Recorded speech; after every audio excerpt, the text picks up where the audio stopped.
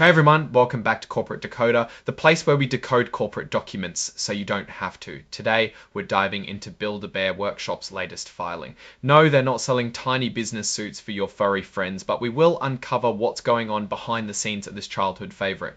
Prepare for some surprises. It looks like the teddy bear business is getting serious with some big changes in leadership, interesting risks, and of course, we'll get to the bottom of the money situation. This document is their proxy statement, which tells us about the important things Build-A-Bear wants its shareholders to vote on at their next meeting. This includes electing board members, deciding on their accounting firm, and giving a thumbs up or down to how much the top executives are paid.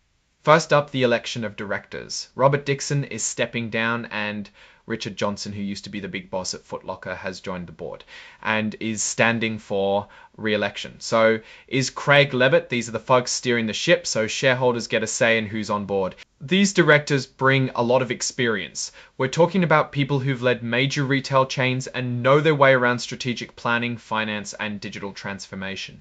Board member skills include having experience in both digital and traditional brick and mortar retail and in understanding how to deal with enterprise risk. So they have people covering technology, retail, and finance. Next, it's interesting to look at how the company handles any potential conflicts of interest with its executives.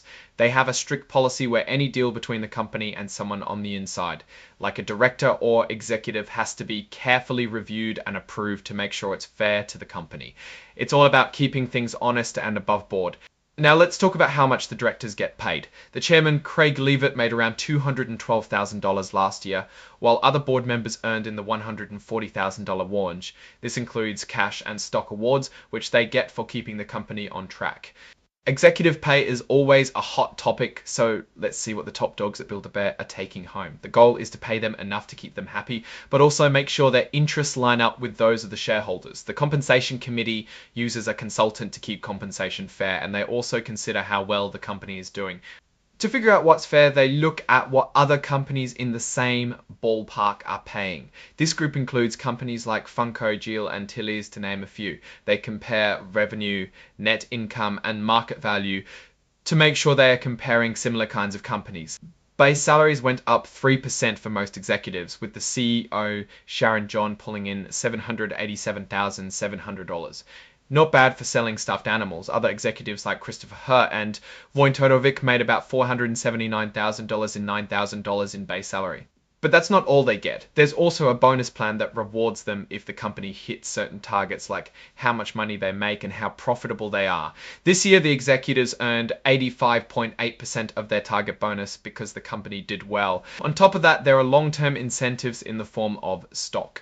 Executives will get more stock if they can keep the company performing well over the next 3 years. How many shares did they earn depends on whether they achieve an EBITDA compound annual growth rate, as well as hitting total revenue growth targets. Basically, revenue growth and profit drive long-term bonuses. Diving into some numbers, CEO Sharon John's total compensation was about $2.80 versus $80,000. Other vieder ik heb hier een dollar toji panching dollar all top executives like Christopher Hurt and Voin Todorovic clocked in around how well she can drive revenues and profits. When equity kicks in and starts to vest, it can be quite lucrative.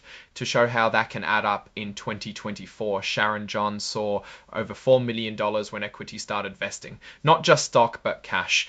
Now, what if something goes wrong? The company has a clawback policy, which means if executives get bonuses based on numbers that later turn out to be wrong, they have to pay that money back. It's like taking back the extra honey from the bear if it turns out he didn't earn it. The company also has rules about hedging and pledging stock. Executives can't bet against their own company, and they can't use their stock as collateral for loans. To really make sure everyone's on the same page, executives are required to own a certain amount of company stock. The CEO has to hold stock worth 5 times her base salary, while other executives need to hold stock worth at least their base salary. Here's a number that always raises eyebrows, the pay ratio. The CEO makes 767 times what the median employee makes. While that might seem like a lot, it's not uncommon in the corporate world, especially with the company employing a lot of part-time retail workers. Alright, now let's look at how the CEO's compensation actually compares to how the company is doing. From 2020 to 2024, we can see that as the company's net income and EBITDA have gone up and down, so has the CEO's compensation. The idea here is that executive pay should reflect the company's performance. Switching gears, shareholders are being asked to approve the appointment of Ernst & Young as the company's accounting firm. They are the ones who check the books and make sure everything is in order. Last year, they earned about $1.3 million for their services. Finally, if shareholders have their own ideas about how the company should be run, they can submit proposals as long as they follow the rules and deadlines. So what's the big picture here? Build-A-Bear is a company in transition, with changes in leadership and a focus on tying executive pay to performance. They are working hard to have good accounting practices. Now, giving my opinion on the numbers, Build-A-Bear seems to be steering in a positive direction. Their revenue is tied to performance, and their profits are looking healthy, and they seem stable and are planning for further growth. However, are risks like any potential data breaches, but overall, I'd say the company is on a solid path, assuming consumers keep wanting cute, customizable stuffed animals.